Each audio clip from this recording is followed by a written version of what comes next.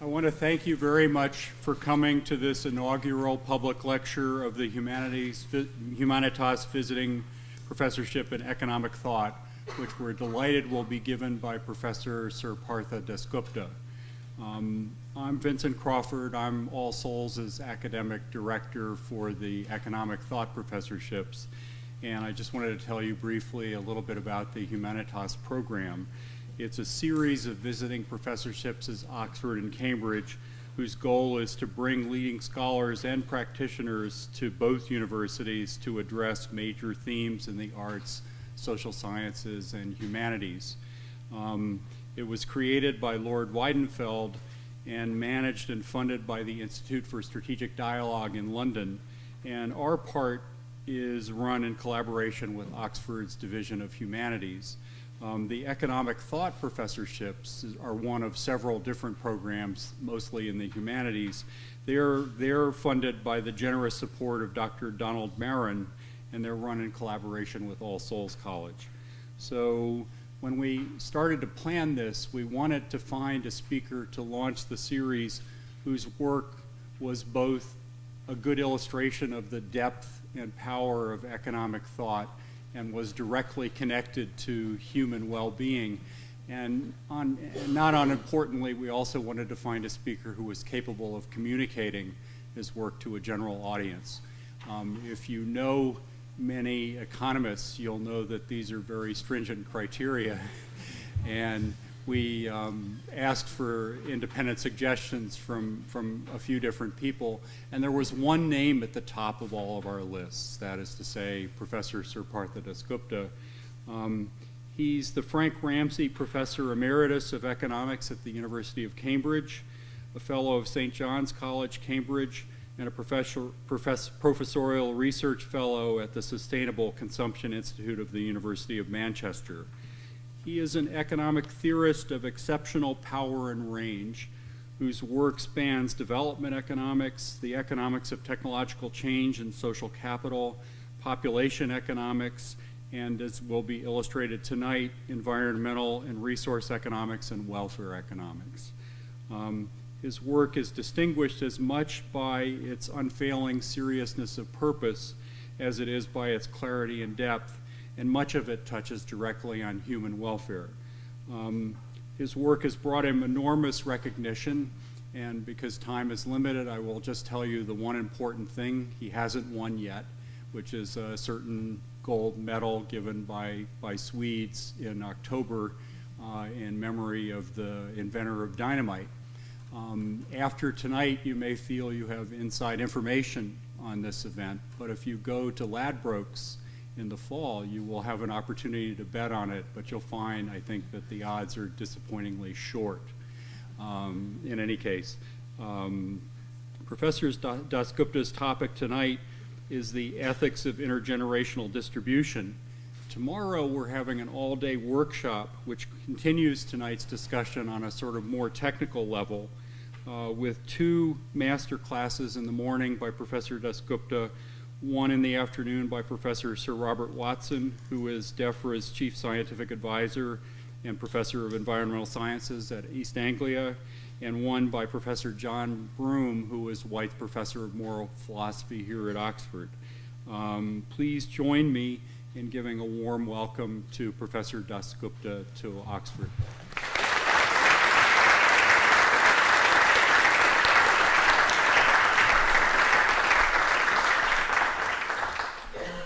Well, thank you very, very much. You should know that never trust the German professor of political economy at Oxford. He exaggerates. But it's a great pleasure to be here. I haven't had much contact with Oxford since the time of when Professor Ian Little ran considerable parts of Nuffield College economics, which was, of course, a great deal of economics in the world. I'm sorry he is not here, and I'll have occasion to mention some of the inspiration that he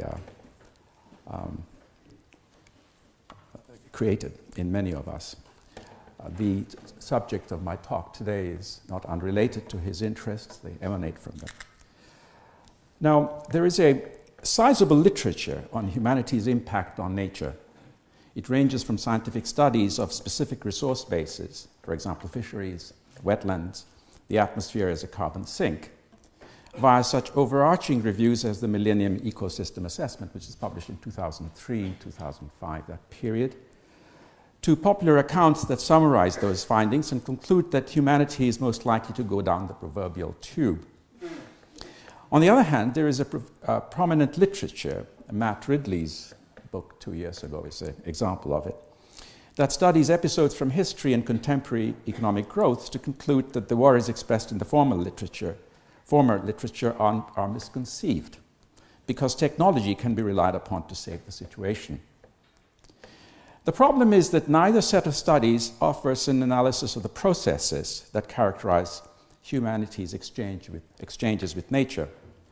The former literature, for example, doesn't produce reasons why the system characterizing human nature interchanges isn't self-correcting, while the latter literature doesn't offer any reason as to why that same system is self-correcting. And what I want to do is to use this lecture, this occasion, to develop a language for thinking about the processes that characterize our relationship with nature, our interchanges, daily interchanges with natural capital, or with the environment around us. 2 weeks ago, the Royal Society produced a significant report, I think, called People and the Planet, which gave a state of the world account at the interface of population, consumption, and the natural environment.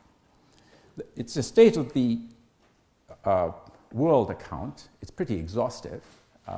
It's written by experts, so it's believable, but it too doesn't quite address the process at work. And what I want to do is to look at one part of that report, that is to say, the consumption-environment relationship, and ignore demographic matters, and see what processes might be involved. And my conclusion is going to be that the system is not self-correcting, unless, of course, there is collective action at various levels. And it's very hard to convey in one lecture the fact that natural processes, just as human processes, operate at different speeds and at various spatial scales. So in some sense, one has to massage the account by moving from the very small, maybe a village pond in Bangladesh, to district level accounts through a nation. And sometimes, of course, if you're thinking of global climate change, you think about the world as a whole. There's some similarities in the processes. The very fact that there's scale matters, time matters. Some are very slow, some are very fast, some intermediate. Nevertheless, there's a commonality in these processes, and what I want to do is to dig into them. Now, obviously, when one says there's commonality, you're already picking some aspect of the process and focusing attention on it. And I'll be doing that. What I'll be doing is to talk about the nonlinearities that are involved in these processes. That means these are processes with possible positive feedback. Not necessarily for the whole, for the indefinite expansion of the process, but enough in some situations to cause possible problems of tipping phenomena. We observe tipping phenomena at various levels. If you have a garden and a garden pond, you will find in June or July, August, wake up in the morning, it's clear pond. In the afternoon, it has become unclear, vitrified. It's a pretty fast process, 2-3 hours, and it'll have changed its characteristic. That picture you could carry, if you like, for thinking about nonlinearities in general, of the kinds that we are interested in, these ones with positive feedback. And what they will do is to accentuate the effects that I'll be studying here. I won't have very much to say about nonlinearities. They'll occur in a couple of examples that I'll mention. You'll spot it.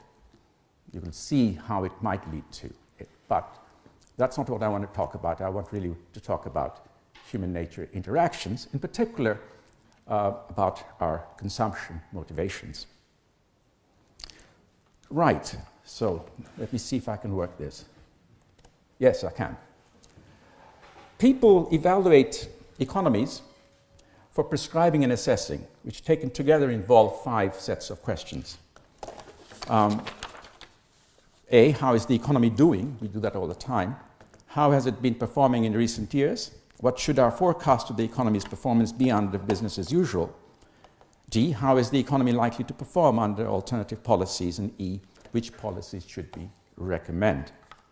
Now, I want you to think as citizens here. I mean, I want you to, we are thinking of problems concerning human nature interactions as citizens.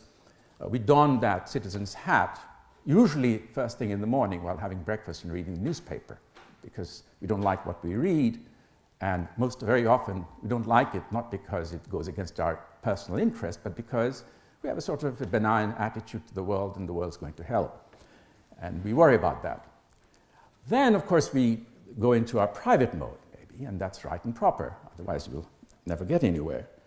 I want you to think about that moment when we are thinking as citizens and reflecting on the state of the world. Now, questions A and B direct us to assess the performance of an economy, whereas questions D and E are prompted by our need to prescribe policy. C, and let me remind you, what should our forecast of the economy's performance be under business as usual, is the benchmark around which D and E are studied.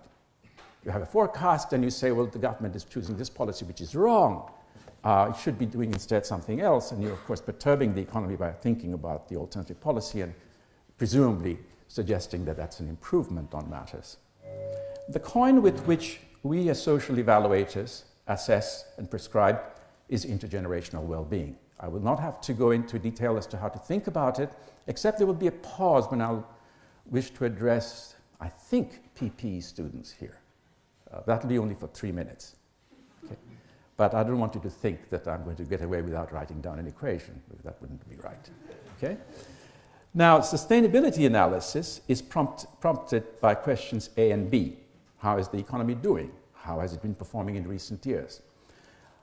In some level, sustainability analysis is the focus of attention mostly of international organization publications like the World Development Report, the Human Development Report. If you look at the back pages, you will see tables telling you what the world has, how the countries have shaped up over the past 10, 20 years.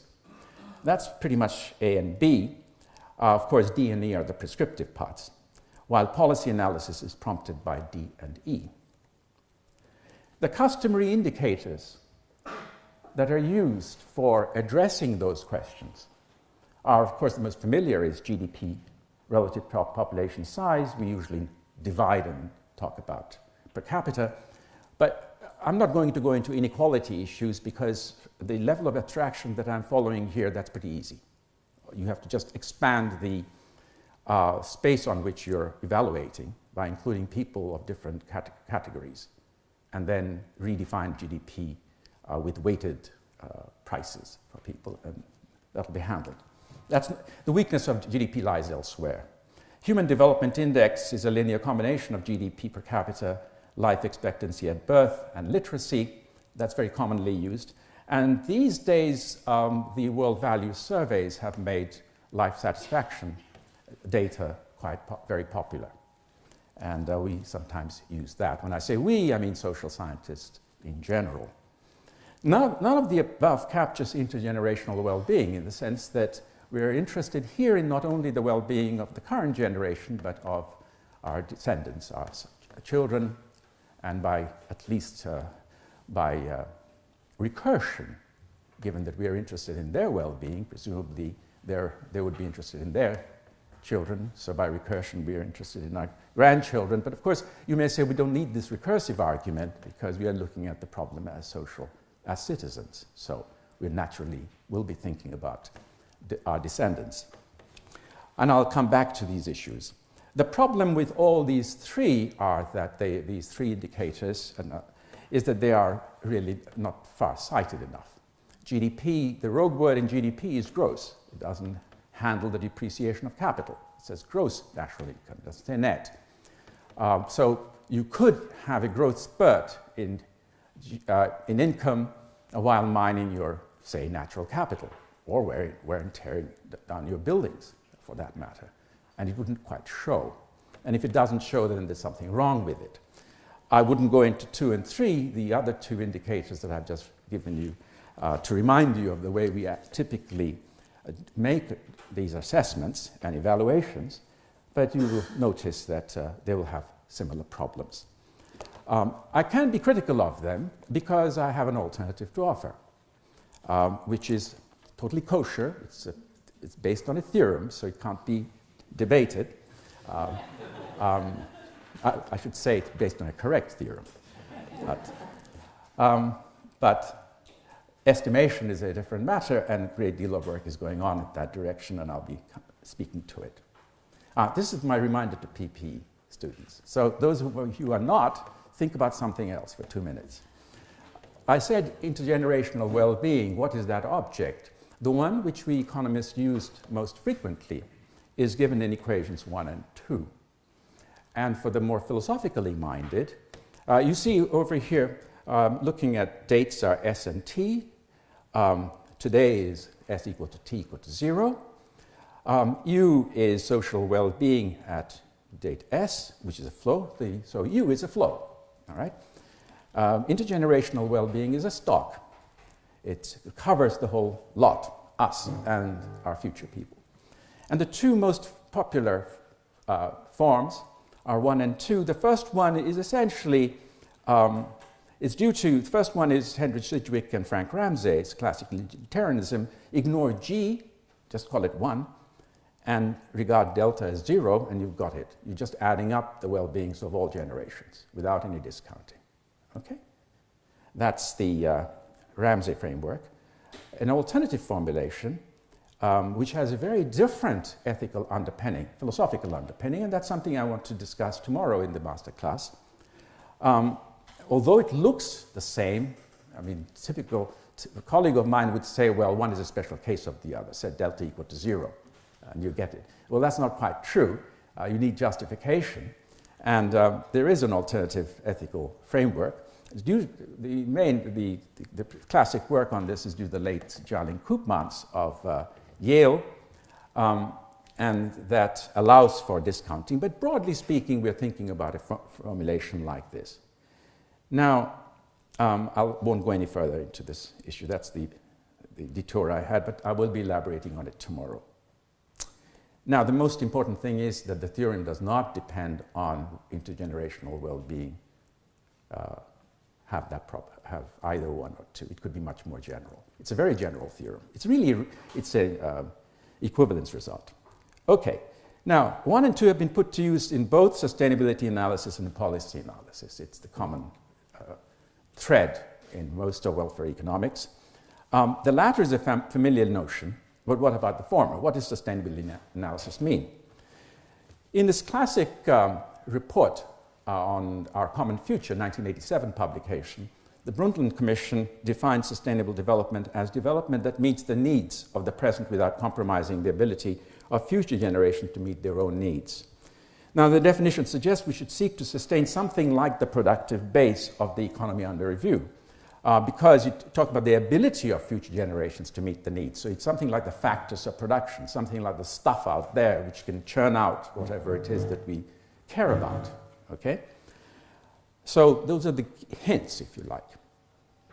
In which case you ask what might the productive base be, whatever that object is. And the following suggest themselves. 1, manufactured or reproducible capital, buildings, machinery, roads, and ports, which are the commonplace machinery in economic models. In recent years, human capital has entered the lexicon in a big way. I'm going to include numbers here, but education and skills, tacit knowledge, and of course health.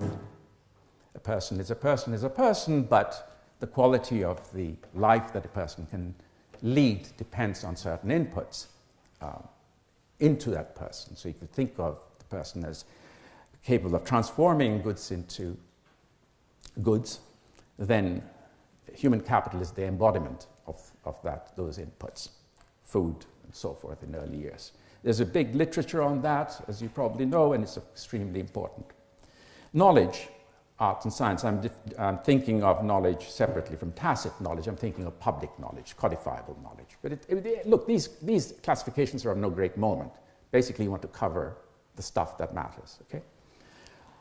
And for practical, empirical work, it does matter. The ways in which you try and estimate, for example, human capital, skill formation, and so forth, will be somewhat different from the way you estimate changes in the knowledge base, okay? And so those who are economists and work on this kind of field will know exactly what I'm talking about. Those who don't will recognize, nevertheless, that there is a distinction between tacit knowledge or knowledge embodied in a person as opposed to the calculus which is out there for us to pluck if we have the ability to do so. Institutions. We nowadays like to think of anything which has the whiff of durability as a capital asset. We talk about religious capital, we talk about institutional capital, cultural capital, and so forth. Vince kindly noted that I have worked on social capital, largely because I find this intangible stuff really rather fascinating to see how to embed them into resource allocation processes which define resource allocation. So the rule of law, social norms, I'm going to be thinking of them as part of the institutions that engage the arrangements that enable people to live and exchange with one another. That's not an unfair way of thinking about institutions. That's another constituent of the productive base. Why is it important? It's important because you could, in principle, think of islands which are identical in A, B, C, and D, E, which is the natural capital. I don't need to elaborate on that. And yet one could have a bleak future, the other not so, dependent on the institutions it has been able to create. Okay? So these have distinct reasons. We have reasons for distinguishing them. And the E is, of course, natural capital, whereas how I come into the atmosphere, the oceans, ecosystems more generally. Okay? Now, we are interested in sustaining well-being across the generations.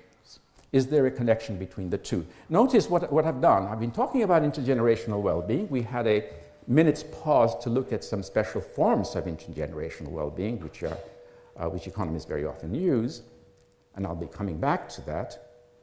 And then I talked about productive base because I was led to that by the Brundtland Commission report.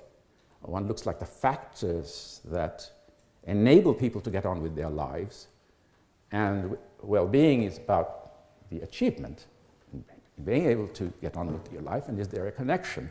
And the connection, at one level, of course, it's immediate what the connection is. One is a factor and the other is the achievement. So what's the big deal? Well, here's the big deal, or minor deal maybe, but it's a deal, which is the requirement that an object should be sustained over a period of time means that it should not diminish over the period. I did consult the Oxford Dictionary to check whether I was right in thinking so. So assuming continuous time, we say intergenerational well-being is sustained at T if WT, which is intergenerational well-being at T, is not declining at T. So you have equation inequality 3. It's a local definition. You can elaborate on it. It's a local definition because it's at the moment T, it's not declining. But you might say, well, what about a 5-minute process or a 2-decade process? Well, you can just expand it, saying that at the end of the process, a period that under study, W is no less than what it is. Or you might even say that it should never be negative. It should always be on a growing path. Okay? The idea is to evaluate economic change when the change is brought about by the passage of time itself. That's what sustainability analysis is all about. It studies an economy as it's moving through time under the institutions that exist, and you're allowed to consider the possibility that institutions evolve, that they may react to capital accumulation, that capital accumulation reacts to the evolution of institutions. You can have all that, there's not a problem. But once you have a political economy in mind, you have an idea of a political economy, a conception of a political economy, you can track the economy and then ask whether WT is expected to rise over time or not, as the So you're assessing the economy as it moves through time. In contrast to policy analysis, where what you're asking is whether at a moment in time, if you change the policy from business as usual to, say, accepting a project or something, will that improve W? So you're freezing time, looking at the shift in W as a consequence of some actions you commit yourself to at that date. Whereas in sustainability analysis, the perturbation is the passage of time itself. That's the difference. So here it is. In contrast to policy analysis introduced that T perturbs the economy at T. And 4, delta is to be read as the perturbation and the connection between these two separate types of analysis is that. Okay, so the factors determining well-being across the generations are the capital assets the economy has inherited from the past. Now you're doing your assessment at date T, which is, say, 2012. And you can be asking any of these questions, or any of the 5 questions that we began with. First 2 are about, say, you're looking into the future. Is the economy likely to be heading in a direction in which W increases over time? Or if it's under questions capital D and E, you'll be saying, well, here's a policy. Is that likely to increase intergenerational well-being now? Okay? Looking into the impact of the policy over the future. Called the social wealth of an economy's productive base, that is to say, its total set of capital assets, it's wealth. Wealth is a weighted sum of the stocks of assets. The weights are known as shadow prices, which can be very different from market prices, and it's an issue that I'll be coming to right at the end. And they're very different in the case of ecological resources. The shadow price of a marginal unit of an asset is its contribution at the margin to intergenerational well-being. So the thought experiment you would be doing in estimating shadow prices would be the following. Suppose God were to drop one more unit of a particular resource onto the economy. Then given the institutions, given the preferences, motivations of people, and given the capital assets it currently has, can you estimate what the change in intergenerational well-being would be if God were to throw a unit at you free of charge like manna? Okay? Whatever the answer is, it's the shadow price of that. And it is here that I would like to pay respect to Ian Little, because he created a great deal of the literature on shadow prices way back in the late 60s, I think, when he worked with Jim Merlees, another Oxford, and my teacher actually, in developing methods of social cost-benefit analysis. And there they were asking questions D and E. Social cost-benefit analysis of a project. So a project is perturbing the economy, and you're asking yourself whether the project is a good thing or a bad thing. And that's what they were doing. Now, in all this, it's important for me to emphasize that I'm not supposing that the institutions are in any way, that prevailing institutions, or even for the institutions that are forecast under the political economy that you read, are in any way optimal. So I'm not talking about an optimizing economy, but it's important to know that you can ask welfare economics questions without thinking that you're already sitting at an optimum, in which case, of course, there's not much point in asking that question if you're at an optimum. So none of this presumes an optimizing economy. You could imagine that you're sitting in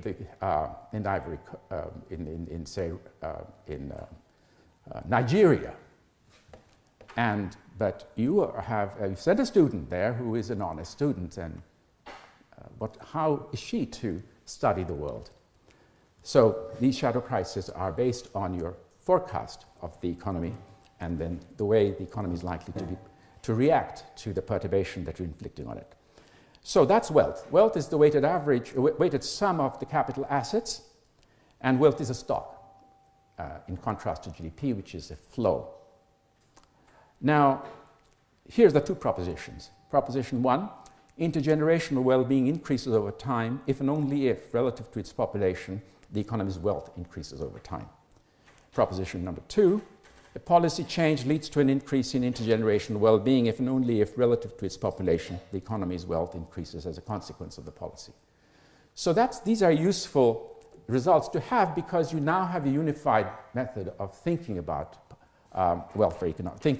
doing welfare economics, And the object we wish to use, or we would wish to use, is wealth. The reason is that wealth, being a weighted sum of capital assets, is a linear index.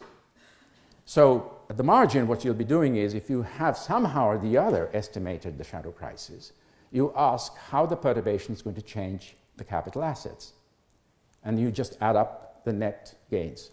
Some assets will be dwindling, oil and natural gas maybe, wetlands will be eradicated, but shopping malls will go up in size, in numbers. So the capital assets connected with shopping malls will go up, and that's a plus. On the other hand, the wetlands gone down, that's a minus. You're going to add them up in estimated changes in wealth. Now, the interesting thing, and it's a darned useful thing, is that when we, remember, it's change in wealth you're estimating. You don't really have to estimate wealth itself. It's change in wealth. In both of these propositions, it's change in wealth. In order to estimate those, it turns out you don't really need to worry about measuring. You might say, well, if wealth is the value of the productive base, you have to estimate the value of your institution. How on earth are you going to do that? Or the entire knowledge base? Well, you don't have to do that. You don't have to measure wealth. You want to measure the change in wealth. And for that, you don't need to you may be able to measure a change in something without you being able to measure the thing itself, if you see what I mean. And that's where the great advantage lies, and that is why we're able to do empirical work with Proposition 1. Proposition 2, we have been using it all the time anyway. Little and Merlies's method was to estimate the present discounted value of the flow of social benefits arising from a project and saying if that's positive, project's good, if it's negative, project is bad.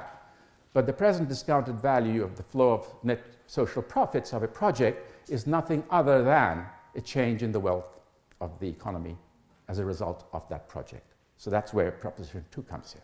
It's a reinterpretation of what we have been doing for a long, long time. Okay? So there has been a good deal of empirical work on Proposition 1. The World Bank has a series of publications on it now, on changing wealth of nations. Professor Kenneth Arrow at Stanford, Professor Larry Goulder at Stanford, and I, and two of our former PhD students, but now teaching, we have done quite a bit of work on this. And so there is a literature. But, of course, it's amazingly crude stuff at the moment. I mean, I certainly wouldn't go to the gallows with any... these are very crude, but the thing is that we haven't really had an experience in estimating these wealth changes. Whereas, in contrast, if you look at GDP estimation, it's got a 70-year history. It's been refined and refined and refined. But having said that, as a theorist, I have to tell you that I've come to the sad realization that when you see a number long enough, you start believing in it. So when you read that the GDP in Rwanda is so much, don't necessarily believe it just because every year it's published in the World Development Report. And the reason is that the way these objects are estimated are of necessity very crude, but because we are familiar with those numbers, we hear it, we read them every day, we think that they're accurate in some sense, in a way that wealth isn't. Okay, that's the setup. So the hard work lies, as I said, in trying to determine the social worth of the myriad of capital assets listed under A, B, and E. Crude estimates show that a country's wealth per capita can decline even as its GDP per head and HDI increase. And that's what we've shown in our empirical work. By the same token, it can be that a country's wealth per capita increases even as its GDP per head and HDI decline. As indicators of the long-run performance of economies, GDP and HDI should now be rejected. They have their uses, but not for sustainability analysis, nor for policy analysis for that matter. Okay, so I've come to the last third of my talk. The estimates that economists, and that includes me, have offered of the social worth of an economy's assets, namely shadow prices, are highly suspect. Assets embody the potential flow of the factors that contribute to well-being, and the factors have been interpreted variously as being activities or engagements consonant with one's reason, projects, and purpose, and that's an Aristotelian view. If somebody says, what are the factors that drive well-being or generate or create well-being of a person's well-being. It could be objects, activities like friendship, going to the pub for a drink, writing poetry or reading poetry, if that's your taste, or many of the things we like doing and which are good for us. But the economist typically doesn't think along those lines. It sort of sticks consumption directly into well-being functions. So we think of, or many people think of, consumption being the drivers of well-being or the factors going into well-being. But because goods and services are necessary for one's projects and purposes, one really reduces to two. So this is, in some sense, a backhanded way of defending my profession. When we write down a utility function or a well-being function as a function of consumption, it's not crass. You could be saying, all right, it could be a second stage to a move in which you're saying, well, we are Aristotelians here, but, of course, activities require consumption goods. And if you can then spell the transformation of goods into activities, and from activities to well-being, why then you've got a reduced form, which is what we work with. So denoting consumption by C, we have U, well-being at T, as U of CT. So the search starts with determining the drivers of consumption. Now, scholars have studied the drivers by variously asking, what is the human good? What do people care about? What do people say when asked how they are or how they feel? What considerations do people take into account when choosing? And lastly, what do they choose? You will recognize papers that you have read which have followed one or more of these processes. Sometimes we economists do find philosophers, moral philosophers, a bit trying, particularly when they bang on about the human good. Because at the end of the day, in a democratic society, you might want to ask what people think is the human good. And if that, how do you find out? One way is to ask them, of course. Another is to see what they do, and then try and infer. So this reveal a preference approach, which is very much attacked by moral philosophers, and by the way, I have very many friends in the moral philosophy world, so I feel I'm entitled to be slightly critical of them occasionally, but that's because they're mostly critical of us economists, that is, for being vulgar. But at the end of the day, you've got to have some basis, and if you are a Democrat, then you do want to perhaps take people's views into account rather than sit at a common room and dictate what the good life is all about. All of these are valid ways of thinking about it, and they should complement one another, and it's the complementarity which I want to emphasize here. So that's why I start with what is the human good and what do they choose. It is tempting to assume that one may move seamlessly from 1 to 5, and that's where my profession is perhaps a bit slick without acknowledging. But it's not A, by the way, it should be I. But the first is a deep question in ethics, and 2 is prompted by the need to understand human desires and aspirations, whereas 3 is about the responses people make to questionnaires, and 4 and 5 involve psychology and sociology of behavior. Here they are again. Now, the trouble is there are potential bottlenecks at each link in the chain leading from 1 to 5, although much of the economics literature moves between them or among them without a pause. And now what I want to do in the next 5-10 minutes is to show you where we go wrong. My profession now. So, and there I have an authority. I can't, because I've spent my whole life doing economics, so I think I can be critical. Remember, U depends on C, the reduced form. So how do we suppose we want to use reveal preference, that is the argument of type 5, to try and infer, let's say not 1, but 2. You could say, let me look at 5, and then I'll try and arrive at an answer to 2, what they care about. And you could say, you're a Democrat, I don't care about moral philosophy, I'll ignore 1. I'll just ask, what do people care about?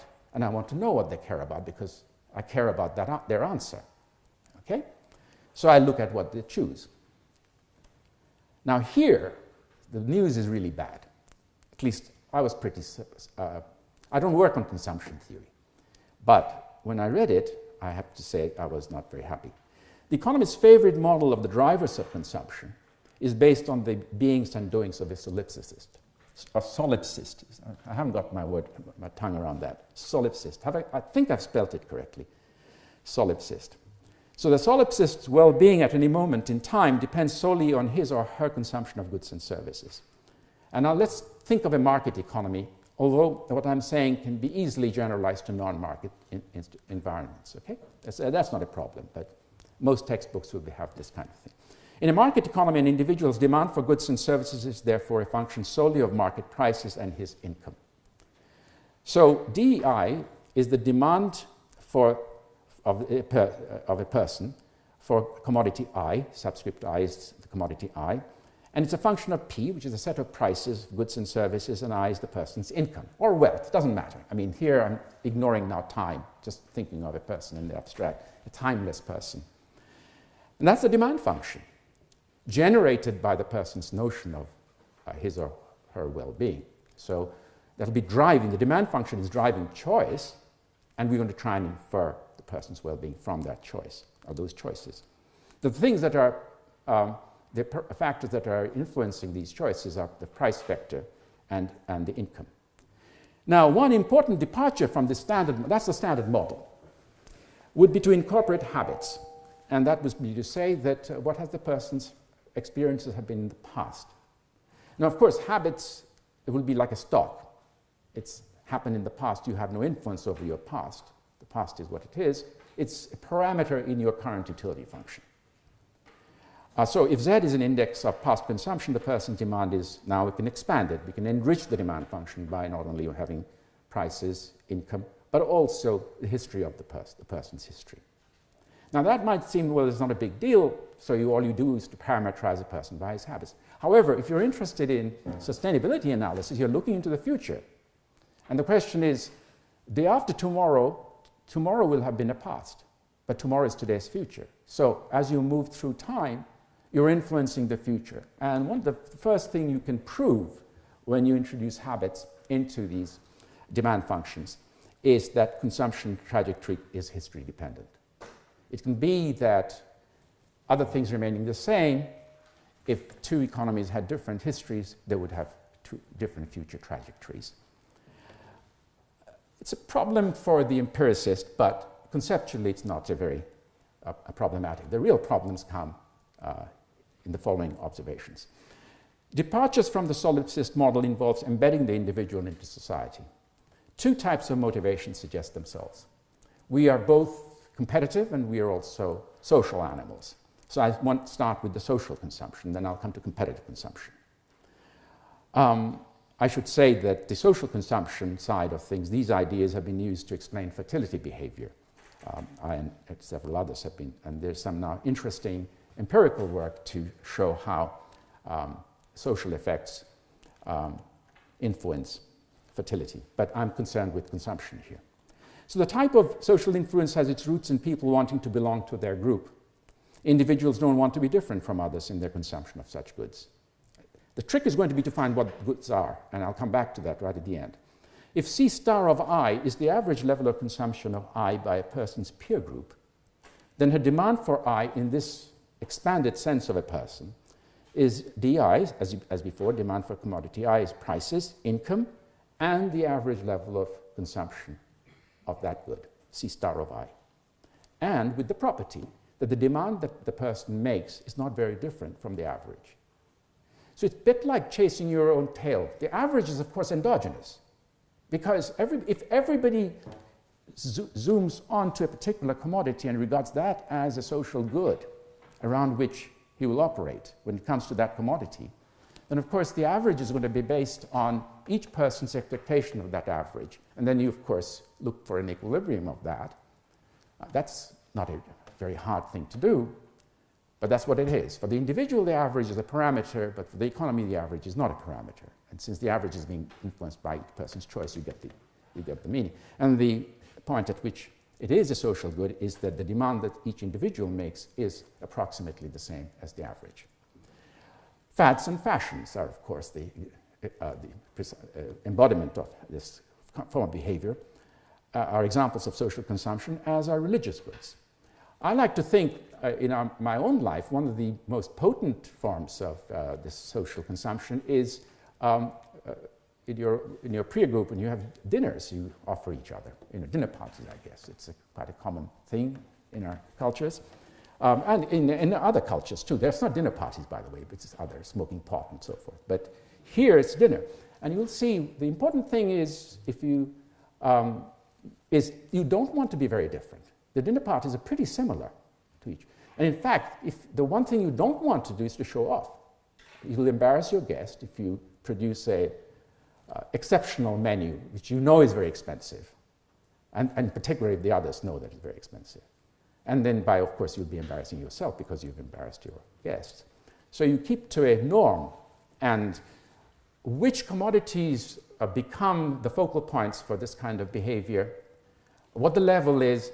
The level is easier to get if you know which commodities they are because you can solve it as an equilibrium condition. We don't really know very much. It's after the event that we say, oh yes, hula hoops were obviously experienced that phenomenon because everybody wanted to have a hula hoop at the time that hula hoop, and then it disappeared.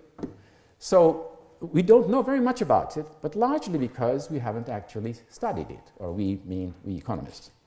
So when individuals are moved by social consumption, the society can harbor multiple equilibria. That's another general result you can prove. And those of you who are studying game theory will know that these are games of coordination. It doesn't necessarily have to be waste, but bear in mind one clue we have to which commodities you might zero in on for social consumption, maybe on goods which are not excessively expensive. Certainly depending on your income class. Remember, there'll presumably be, since it's a peer group effect, you may be layered set of society such that different commodities will appear as social consumption goods for different classes of people. But one possible clue would be they're cheap, relatively cheap. And that's where the externalities that appear in natural capital, the underpricing of, say, fossil fuels, will have its mark. That is, it could well be that some of the way you reach these focal points are affected by the underpricing of natural capital. It'll be the last thing that I'll be mentioning. Okay. Competitive consumption. This has a longer history amongst economists because it started with Veblen's work, or may have started earlier, but certainly he made it very popular, conspicuous consumption. There may be many motives behind this competitive consumption. Status is one of them. That's the one he put his finger on, but it need not be status. This is the beating the Joneses effect. So if C star I is the average level of consumption of I by a person's peer group, her demand for I is, again, the same functional form, same things going into it, but where DI is now an increasing function of C star I. If others consume, their average consumption goes up, mine goes up, but in a particular way, I feel bad if mine consumption relative to the average is low. I feel better if it's high. That's formally competitive consumption amounts to a prisoner's dilemma. Why? Because if you set this up in this most natural way, each is trying to beat the other, and you have another externality, but of a different character. And this has been studied. Recently, Ken Arrow and I wrote a paper 3 years ago in the Economic Journal, which studied some of the implications of competitive consumption. Competitive consumption can lead to the proverbial rat race. Everyone consumes too much and works too hard to earn the income necessary for that consumption. That's wasteful, especially if the goods on which competition is focused are resource intensive. Automobiles, air travel, and the resources are underpriced. And in fact, the underpricing of these goods may well be a trigger mechanism for competing in them. Not necessarily. If you're super rich, you would go for goods which probably don't have any input other than the fact that some oil was used 150 years ago by some famous artist. But I'm talking about normal people, not for the social rich. It's often suggested, so you can see there are two sets of these externalities I've looked at, but they are consumption externalities. And they are both in the presence of environmental externalities that are driving the low price, causing the price of natural capital to be low to zero. There is a mutual reinforcement that takes place. If you write down a formal model, you will see an excessive encroachment of natural capital, because that's the easy one on which to do our thing. And our thing is being driven by, if you take these consumption externalities seriously into account. If you don't take the consumption externalities seriously, you still have a problem. And that's what we've been studying in economics a long time. Environmental and resource economics is concerned with that. It talks about the underpricing of natural capital, but softens the blow by not recognizing that in some sense our demand for goods and services are positively related to this underpricing in a way which is amplified by these externalities, the consumption externalities. However, as I began right at the beginning, it is often suggested that technology can be relied upon to come to humanity's aid. But new technologies do not come out of thin air. Innovators respond to incentives. Institutions matter. The underpricing of natural resources influence the direction of research and development. Because nature's services are underpriced in the market, innovators have little reason to economize on their use. That is why new technologies are rapacious in the use of natural capital. The cumulative adoption of such technologies and practices over the centuries has locked us into an infrastructure that will prove very hard to dislodge. So, the overall picture that I've tried to draw for you is one which cries out for collective action at various levels. I've tried to pitch the lecture at a rather general level. You can see its force at the very local, the village level, if you like, and you can expand it to touch upon the world as a whole. There are these commonalities. There are, of course, distinctions, goes without saying. But it's the commonalities which are of interest to the theorists because they concentrate the mind as to what we should be looking for. And this suggests that we have, if you add now to them that many of the natural processes suffer from our experience positive feedback, we have a problem. We have a problem because these forces are putting enormous pressure on natural capital. It's a finding which was stressed in the Royal Society's report on people and the planet. I think you might enjoy reading it, enjoy it in the intellectual sense. You'll feel very depressed when you finish reading it, but that's a different matter. But the report is, as I said, a state of the world report. And for any such report, somebody will come in and say, well, all right, so what? Is there a Plato telling us what the right number of people is or what the right demand on natural capital is? Or why should we necessarily think these are very large numbers? And what I've tried to do here is to show that, yes, they are large numbers for reasons that the analysis suggests. Thank you very much. Thank you.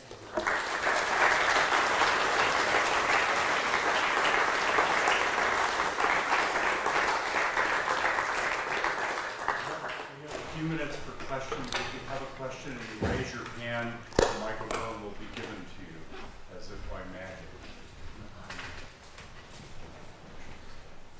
So, yes.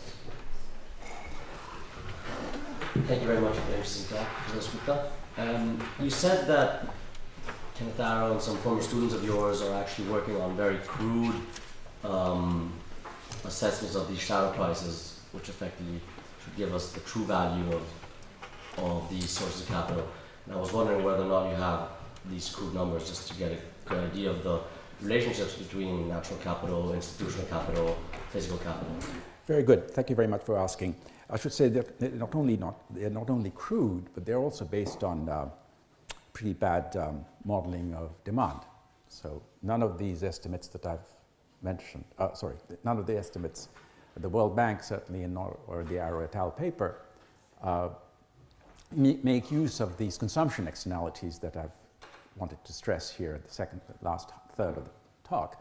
Of course, that would make it, you would need a double whammy now. If you're asking about natural capital, examples would be, in the case of carbon, reasonable estimates. It's not unreasonable. Let me put it this way. Not unreasonable estimate would be $100 a ton in the atmosphere. Currently, they're way below. It's not unreasonable. And the thing to do, and this is something I think the Oxford School, Ian Little and Jim Merlees, perhaps didn't stress as much as they could have. By the way, I should tell you that the literature of the 70s, that is on social cost-benefit analysis, which is where the shadow prices for the first time were developed empirically. I mean, there was some serious empirical research on them too, but didn't have natural capital at all in none of the books. The Little Merleys didn't have it, and I'm ashamed to say the one I co-authored myself with another Oxford man, Amartya Sen, and Steve Margolin, our book had nothing on natural capital either. So it's, I don't know how it happened, but it happened. So none of these goods were there. But perhaps the one thing they didn't emphasize, none of these books, ours did emphasize a little bit, is that if you are insecure about the estimation, then I think the thing to do is to do sensitivity analysis in a big way. That's a very important thing to do, that you take low figures, high figures, intermediate figures, and see how the answer, whether the answer or a recommendation is sensitive to that. If it's sensitive, then it's bad news. You really have to fix on the number before you can make a recommendation. If it's not sensitive, you're laughing, at least for the range in question. But I don't see any other way out.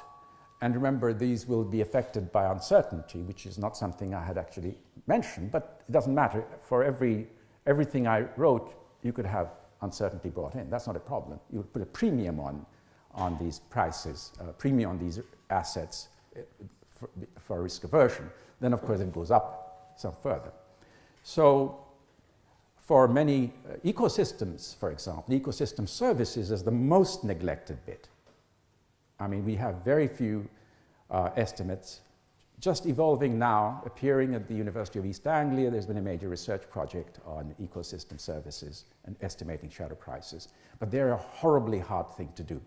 It requires also collaborative research. You can't, an economist just can't go in and do it. That'll be just the wrong way of doing it. He'll need to, or he will have to work with ecologists, with soil experts, and so forth, hydrologists.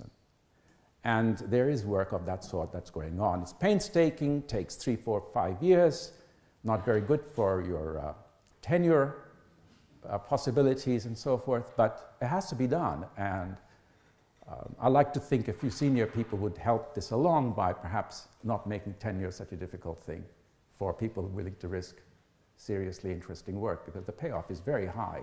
You essentially open up new fields of empirical research.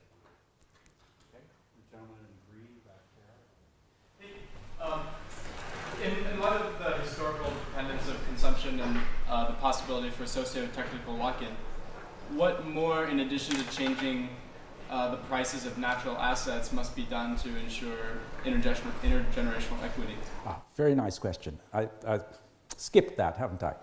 Suppose you have the Solipsist model, which is the standard model we have, on which environmental economics is built. Okay? I'm not exaggerating, by the way, that's how it is. Then the public policy will be on the resources for which there are institutional failure, say open access or whatever. The externalities are there. They are environmental externalities. So the tax subsidies policies will be targeted at those inputs. But when you have these consumption externalities in addition, then you need a double-barrel set of policies, not only on the factors going in, the production of these goods, these natural capital, but also on the consumption side. So, for example, if it's a competitive consumption, it's a PD game, you would want presumably a tax on the good, right? Because everybody would prefer to consume less, but they can't unilaterally because others are running away with it. So you need two sets of public policies, two sets of taxes, one on the factors as well, and one on the consumption side. I have one, which you may wish to defer till tomorrow, but the Proposition 1 uses shadow prices to evaluate wealth and uses wealth as an indicator of well-being. And it seems to me that a lot of productive changes tip economies into new areas. So, and you emphasize nonlinearities. And it seems like you could have two states where each state evaluated by its own local shadow prices would think it had higher wealth than the other. Is there anything like Proposition 1 that can deal with that kind of analytical problem? That's yeah, I would expect that from you. I admit that it's an unfair question. I thought we were friends, but there we are. That's really a hard one. Okay, there are two types of things. One is if you're blundering along and then you hit a tipping point and you find yourself in a hole. And by the way, when I say tipping point, it doesn't mean catastrophe. By the way, tipping points, this has been experienced. This is not a theoretical device. If you know anything about rural life in sub-Saharan Africa or South Asia, you will find enormous numbers of indicators suggesting tipping points there when entire villages have to migrate. That's a tipping point, but it's happening at a local level. Usually when we think about tipping points, it's because in the popular press it's all about the world tipping over or something. But at the local level, suppose the unit, the economy you're studying, which may be a village, tips over into a form where now the wealth has dramatically declined in terms of the capacity of the ecosystem, let's say, to produce services. Then, of course, you're now in a different regime and you have to recompute your shadow prices. So it'll be a bit like any story you tell, let's say, on optimum planning. Let's say you're planning, and now the uncertainty has smoothened these tips, let's say, because you've got a smooth distribution. But you know that there lies a tipping point, but of course you don't know where it is.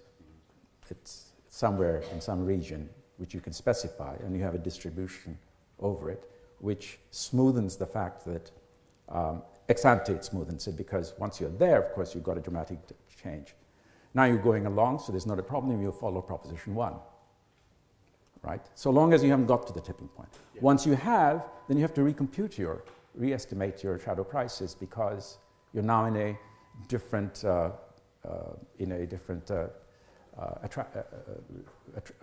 what's the expression? Attraction. Basin of attraction, that's it. So then you start, and then there's another tipping point, let's say, forecast, some other region, and some other capital asset. The same story will.